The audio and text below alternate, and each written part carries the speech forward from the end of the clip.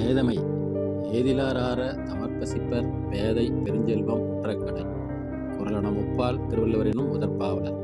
விளக்கம்: பேதை பெருஞ்செல்வம் அடைந்தபோது அவரோடு தொடர்பில்லாத மற்றவர் நிறைய நன்மை அடைவர். ஆனால் அவருடைய சுற்றத்தால் நன்மை எதுவும் பெறாமல் துன்பத்தால் வருந்துவர். இதை ஒரு வார்த்தையில் சுருக்கமாக சொல்ல வேண்டுமானால் பேதையும் பெருஞ்செல்வமும். அடுத்து வருகின்ற ஒளிப்பதிவில் பேதமை பற்றி ஒரு எடுத்துக்காட்டுடன் வேடிக்கையாக காண்பிக்கப்படுகிறது. நன்றி, வணக்கம்.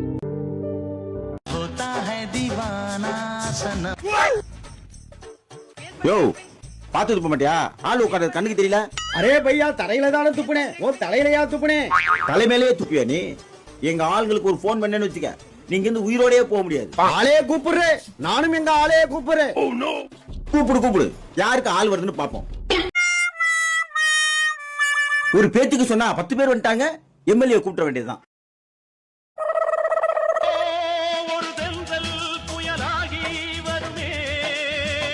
வந்துட்டாரு, இருங்க வர்றேன். வணக்கம். என்ன வணக்கண்ணா? என்ன பிரச்சனை? வடக்கேந்து வந்து என்கிட்டயே பிரச்சனை பண்றாங்க. வந்து கேளுங்கண்ணா. வாயா பேசுவோம். இவன் தானே என்கிட்ட பிரச்சனை பண்றான்.